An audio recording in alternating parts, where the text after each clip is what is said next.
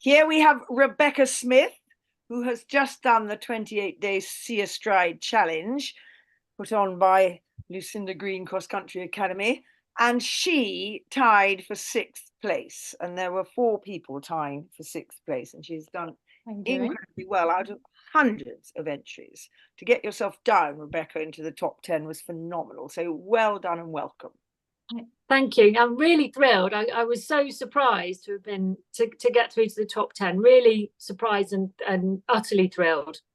You deserved it. And what happens is that before and after video, the people that want to join the challenge lay down their $98 or 70 odd pounds, and they have quite a lot of work to do. There's 5,000 words and quite a number of videos of 2-3 minutes each.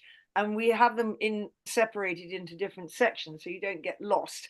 And every week we have a masterclass, which is me chatting about a certain element.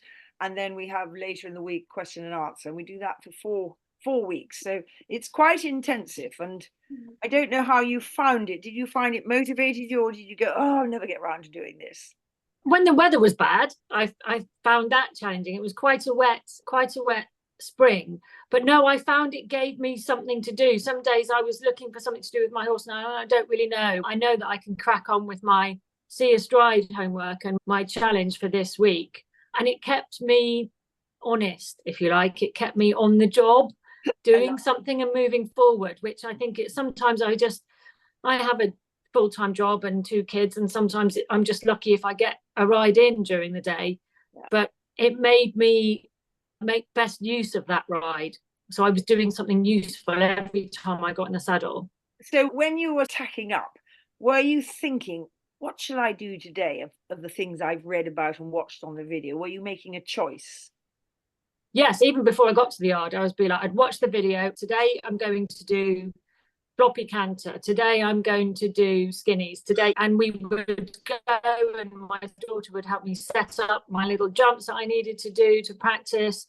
And she'd film me and give me tips, and she'd watch the video. She's only 11, so she loves to boss me about. Absolutely. And we made it a little family thing where we could, crack on and do my homework, we called it.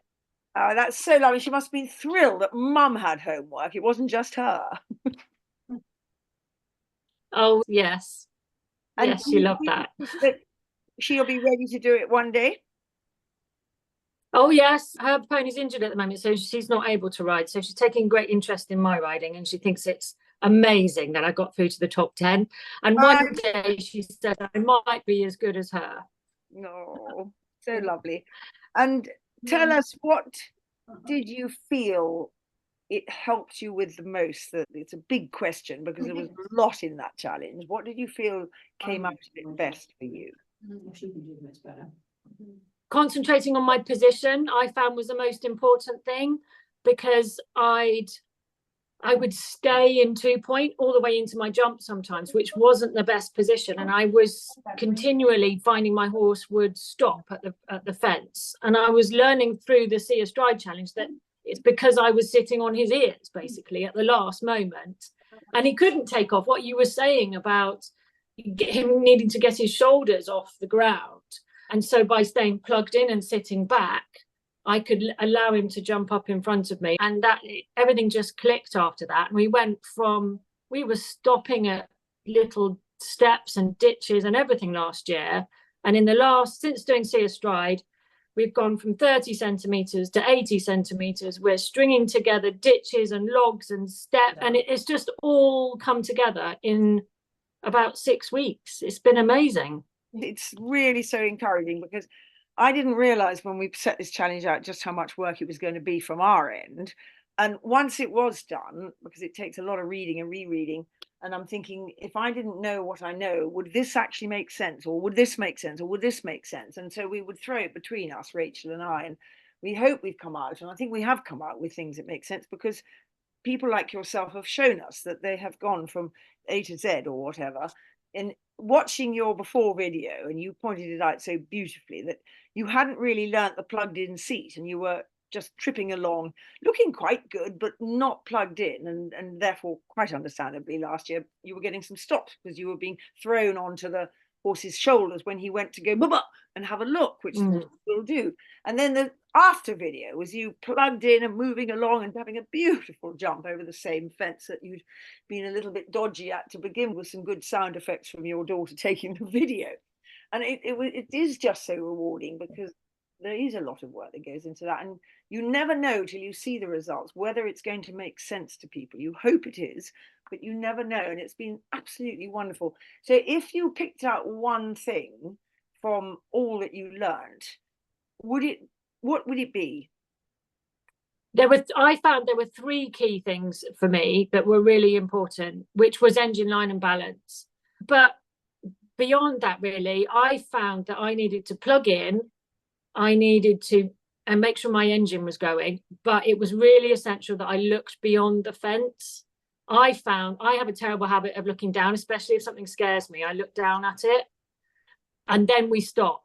So I must not look at the fence. So for me, it was engine, balance, and look beyond. Yeah. Or engine, cuddle, and look beyond. The balance came from the feeling of cuddling your horse all the time, which is quite a good foundation for just staying in the saddle, isn't it? But the other thing, I always feel you can't have the cuddle without the plug. You can have the other, but to feel really safe, you need to have the two seat bones plugged and the legs cuddling, and then boom, you've got your balance, and hopefully your horse responds from there. And I was cantering today, a horse got a little bit of a cut in his mouth, so we had him on a nose band with a bit in the mouth in case he ran away, and a sort of hackamore type thing. And I had to use quite a lot to help him stay off his forehand, because he's a bit on his forehand anyhow, but with no bit in his mouth. And I found that I would use my knees and bring my shoulders that little bit up, and my tummy would, if you like it, tense, and my hips would go that little bit forward. So I was almost helping his hind legs come under him as his front end came up. And it was really fascinating. I must do something about it in the academy, because I haven't been totally aware of what I do, because I do it instinctively, and without a bit in the mouth I was a bit nervous, and I had to do much more with my body to help him come up. And it was really interesting, this squeezing the my knee. horse is a bit like that. He's a thoroughbred, but he's slightly downhill. That's mine too. Exactly. And you have to really use your hips to encourage them That's it. up the wither when you canter, and you lift them just with your hips. Put one little thing in and try it, just out of interest. So when you feel him starting to go down, just squeeze your knees, not your calves, your knees in, and almost bring your shoulders that couple of inches up as you squeeze your knees in. It's not a movement anybody watching will see, but you'll feel it. And you'll feel that if you need a bit more, keep those knees in and let your body, as you exactly said, the hips come forward, and I suppose your tummy muscles, just, I think it's probably called core something or other, but anyhow, your muscles just tense a bit. And I found that really helpful, and it was accentuated because I didn't have a bit, so I needed to do a lot more with my body. Very good for me. So that's lovely that the engine, line, and balance were the three things that were key to you. And I have a little saying which comes out in the challenge, in the work, which is, it's your elbow you have to worry about, and it's nothing to do with your elbow.